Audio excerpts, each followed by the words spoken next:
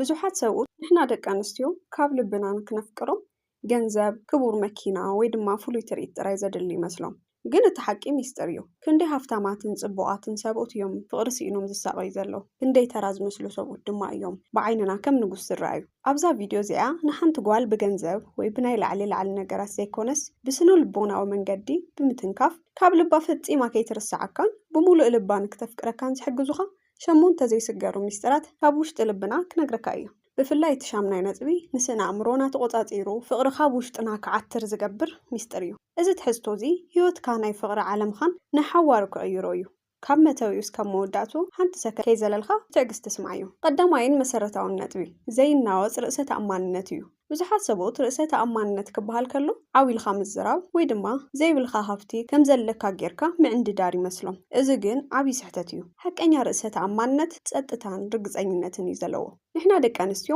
መጀመርያ ዓይንና ንዓይንኻ ክረክብ ከሎ እቲ ዝንጸባረቕ ናይ ውሽጢ ርግጽነት እዩ ዝስሕበና ስነ ልቦናዊ መጽናዕትታት እውን ከም ዘርእይዎ ንሕና ብባህሪና ምስቲ መምህር ህይወቱ ዝፈልጥ ዕላማ ዘለዎ ከምኡውን ብሰባት ርእይቶን በዳህቲ ኩነታትን ቀልጢፉ ዘይናወጽ ሰብኣይ ክንኸውን ከለና ኢና ዓብይ ድሕንነት ዝስማዓና ስለዚ እቲ ሚስጥር እንታይ እዩ ክትዛረብ ከለኻ ብዓይንን ዓይና እንዳጠመትካ ቃላትካ ረዚንን ትኩርን ክኾኑ ግብር ሰብኣይ ርእሰ ተኣማንነት ክህልዎ ከሎ ንሕና እውን ኣብ ትሕቲ ጽላል ሓደ ሓያልን ጽኑዕን ጽላል ከም ዘለና ኮይኑ ይስምዓና ኣብ ቅድሚያ ብዛዕባ ነብስኻ ክትወቅስ ወይ ትሑትነት ክተርኢ ትፈትን ውሽጣዊ መንነትካ ዕላማኻ ህይወትካን ክርኢ ከለና በባህሪና ካብ ልብና ክንሰሓብን ክንፈትወካን ንግደድ ካልኣይ ሚስጥር መብዛሕትኦም ሰብኡት ዘይፈልጥዎ ናይ ምስማዕ ፍሉይ ጥበብ እዩ መብዛሕትኦም ሰብኡት ካብ ናይ ደቂ ኣንስትዮ ዝተፈለየ ናይ ኣእምሮ ኣሰራርሓ እዩ ዘለዎ ሰብኣይ ጸገም ክሰምዕ ከሎ ብኡንብኡ መፍትሒ ምሃብ እዩ ዝቀዳድም ንሕና ደቂ ኣንስትዮ ግን መፍትሒ ቅድሚ ምድላያ እቲ ስምዒትና ክርዳኣናን ክሰምዓናን ኢና ንደሊ ንሕና ብቓላት ኢና ንህነጽ ውሽጣዊ ጸቕጥና ነውፅን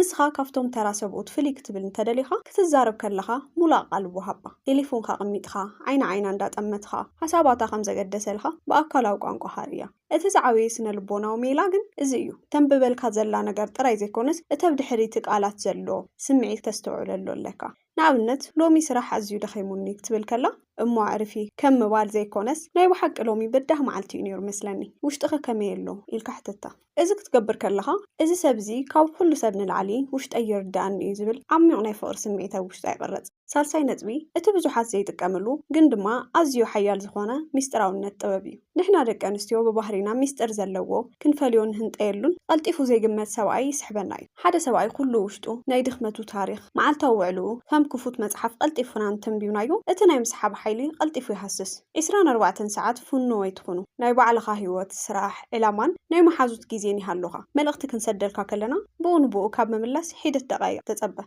እዚ ማለት ንዕቐት ወይ ጸወታ ምጽዋት ማለት ኣይኮነን ንነብስኻ ክቡር ምግባርን ብስራሕ ትሕዝ ምዃንኻ ተርእየና እዩ ንሳ ብዛዕባኻ ክትሓስብ ሕጂ እንታይ ገብር ይኸውን ኢላ ክትጭናቕ ክትናፍቐካን ዕድል ሃባ ኩሉ ታሪኽካ ዘሕዚሕካ ኣብ መጀመርታ ይተውፃዮ ሚስጥራውነትካ እናገሃደ ክኸይድ ከሎ ንዓኻ ንምፍላጥ ዘለና ሃንቀውታ እናወሰኸ እዩ ዝኸይድ እዚ ድማ ናብ ዓሚቕ ፍቕሪ ይቕየር ራብዓይ ነጥቢ ሓቀኛን ካብ ልቢ ዝመንጨወን ክብሪ ምሃብ እዩ ሓንቲ ጽብቕቲ ጓል ካብ ብዙሓት ሰብኡት ጽብቕቲ ኢኺ ማራኺት ኢኺ ዝብሉ ናዕዳታት ምስማዕ ዝለመደቶ እዩ እዚ ናይ ላዕሊ ናዕዳ ንዓኣ ሓድሽ ኣይኮነን ፍሉይ ቦታ እውን ኣይውህበካን ንስኻ ግን ፍሉይ ክትብል ከለኻ ሓቀኛ ኣድናቆት ማለት ነቲ ሰብ ተዓዚብካ ካልእ ሰብ ዘይስተውዕለሉ ፍሉይ ባህርያታ ስነ ምግባራ ወይ ንቕሓታ ክትነግራ ከለኻ እዩ ንኣብነት ኣብነታዊ ሓሳብ እዩ ዘለኪ ሰባት ክትሕግዝ ከለኻ ዘለክ ርህራሄ ፍሉይ እዩ ወይ ድማ ኣገባብ ኣተሓሳስባኺ ኣዝዩ ዝማርኸኒ ኢልካ ንናይ ውሽጢ መንነታ ኣለሊኻ መስግና እዚ ዓይነት ናዕዳዚ ንዓና እንታይ መልእኽቲ ይሕልፈልና እዚ ሰብኣይ እዚ ንዓይ ከም ተራ ትርኢት ዘይኮነስ ከም ፍሉይ ህያብ ሰብ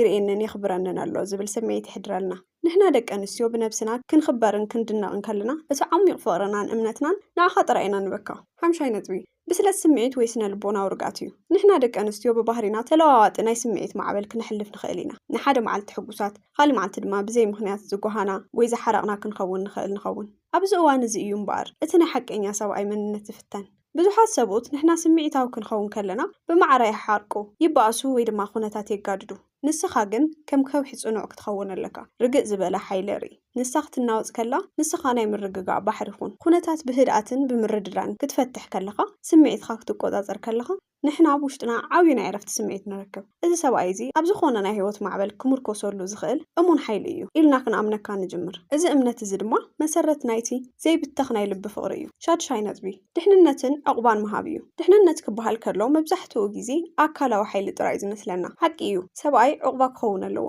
ግን እቲ ዝዓበየ ድሕንነት ስነ ልቦናዊ ድሕንነት እዩ። ስነ ልቦናዊ ድሕንነት ማለት እንታይ ማለት እዩ? ምሳኻ ክንህሉ ከለና ፍርሒ ዘይስማዓና፣ ሚስጥርና ክነካፍለካ ከለና ከም ዘይትፈርደና ናፃ ኮይንና ሓሳብናን ድኽመታትናን ክንገልጽ ከም ንኽእል ምግባር እዩ። ቃላትካን ተግባራትካን ሓደ ክኾኑ ከለዉ እትብሎ ነገር ክተኸብር ምዃንካ ክተርእየና ከለኻ ልብና ሙሉእ ብሙሉእ ይኽፈተልካ። ሓንቲ ጓል ውሽጣዊ ፍርሕታታን ሕልማን ከይተሰከፈት ክትነግረካ ትኽእል ዕቑባን ተረኺባትካ ካብ ህይወትካ ብምንም ክትወፅእ ፈጺማ ኣይትደልን እያ።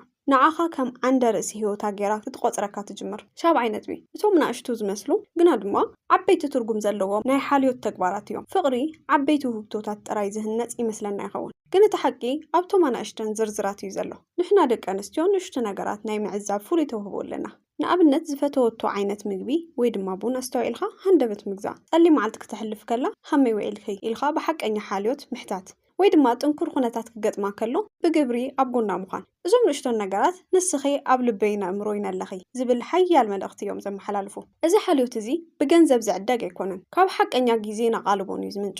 እዞም ትኹረታት እዚኦም ኣብ ልብና ፍሉይ ዝኽሪ እናሃነፁ ይኸዱ። እዚ ድማ ካብ ልብና ንፈትወካን ኣብዚ ሓሰብካዮ እዋን እኳ ክነፍቅረካን ይገብረና። እምበኣር ናብቲ ናይ መወዳእታን ዝዓበየ ሚስጥር በፂሕና ኣለና። ስነ ልቦናዊ ምስሓብ ወይ ድማ ሕጊ ውሱንነትን ስነ ልቦናዊ ወፍርን። እዚ ሕጊ እዚ ናይ ወዲ ሰብ ባህሪ ዝቕይር ሓያል ስነ ልቦናዊ ሕጊ እዩ። ሰብ ብባህሪኡ ነቲ ብቐሊሉ ዝረኸቦ ነገር ኣይኽብሮን እዩ። እቲ ባዕሉ ዝደኸመሉ ጊዜኡን ጉልበቱን ዘውፀሉ ነገር ግን ብህይወቱ ይሞተሉ እዩ። ብዙሓት ሰብኡት ዝስሓትዎ ነገር እንታይ እዩ? ኩሉ ነገር ንሳቶም ጥራይ ክገብሩ ይፍትኑ፣ ንሳቶም ጥራይ ይድውሉ፣ ንሳቶም ጥራይ ይልምኑ፣ ንሳቶም ጥራይ ይሕግዙ። እዚ ግን ንሕና ተገደስቲ ከምዘይንኸውን እዩ ዝገብረና። ንስኻ ግን ንሳ እውን ኣብ ዝርክብ እዚ ጉልበታን ጊዜኣን ክተውፅእ ዕድል ሃባ። ሓደ ሓደ ግዜ ሓገዝ ሕተታ ሓሳባታ ክትበካ ዕድል ሃባ።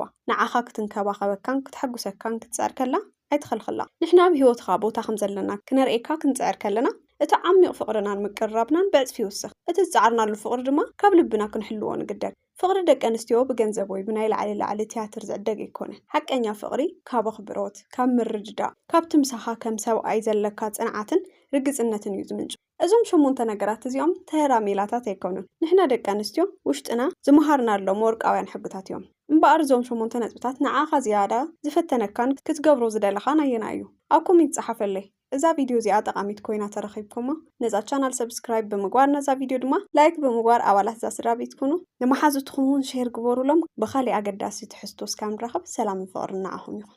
ነዛ ቻናል ሰብስክራይብ ብምግባር ነዛ ቪድዮ ድማ ላይክ ብምግባር ኣባላት እዛ ስድራ ቤት ኩኑ። ንመሓዙትኩም እውን ሼር ግበሩሎም። ብኻሊእ ኣገዳሲ ትሕዝቶ እስካብ ንራኸብ ሰላምን ፍቕርን ንዓኹም ይኹን።